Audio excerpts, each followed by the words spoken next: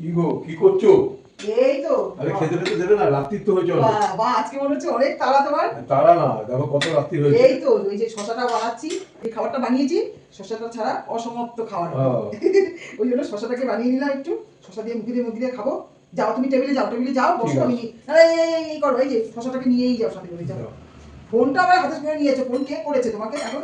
ঠিক আছে তুমি বসো, আমি যাচ্ছি খাবার দাবার নিয়ে। বসেছো? হ্যাঁ বসে। এই যে নিয়ে আসছি খাবার দাবার, আজকে দারুণ দারুণ খাবার আছে গো রাত্রে। হেভি মানে কেন কি খাবার করেছো গো? এই যে স্যালাড বানিয়েছি, সেটার জন্য খাবার বানিয়েছি একটা, সেটা দেবো। আর এই তোমার ছেলে, এই যে আমি মুখ দিয়ে কিছু বলতে পারবো না তোমার ছেলেকে বলা, আমি তো তোমাকে ফোন করে বললাম তো আমি নিয়ে আসবে, ব্যাস উনি এনেই আমি এনেই হাজির। এই যে তোমার ছেলে, তুমি তো বললে আমিত্তিটা তো অনেকদিন খাওয়াও হচ্ছে না। তোমাকে তো বললো যে সোনারপুরে নেই নাকি দোকানে, এক সময় থাকে না ওদের, অনেক রাত ওদের সেলটা অনেক না। এই যে দেখো কত সুন্দর আমিত্তি, দেখেছো? মন ভরে যাচ্ছে না দেখে। এদের দোকানে আমিত্তিগুলো খেতেও ভালো। হ্যাঁ আমি এখানে রাখলাম, এটা হচ্ছে লাস্ট পাতে খাবে, বুঝেছো? সবার শেষে আমিত্তিটা খাবো। বন্ধুরা তোমাদের দেখে কেমন লাগছে আমিত্তিগুলো বলো। তোমাদের যদি খাওয়ার ইচ্ছা হয় তাহলে আমার বাড়ি চলে আসতে পারো। তোমরা কে কোথায় থাকো আমি তো জানি না, আমার কাছে পিঠে যারা থাকো তারা নিশ্চয়ই আসতে পারো আমার বাড়িতে। তোমার রুটিটা দিয়ে দিলাম, এবার আচ্ছা ঠিক আছে, এটার সাথে খাওয়ার জন্য জিনিসগুলো নিয়ে আসছি, ঠিক আছে? এই দেখো কি বানিয়েছি, এই যে শসা দিয়ে খাওয়ার জন্য।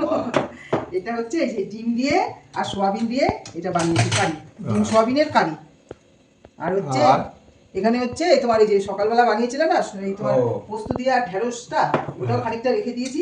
আর তোমার এই যে ডিমের কারি দিয়ে দিচ্ছি এখানে, ডিমের কারি দিয়ে আলু দিয়ে আর সোয়াবিন দিয়ে বানিয়েছি। বাবা সোয়াবিনও আবার আছে? হ্যাঁ একটু সোয়াবিন দিয়ে বানালাম, কারি পাতাও দিয়েছি এর মধ্যে।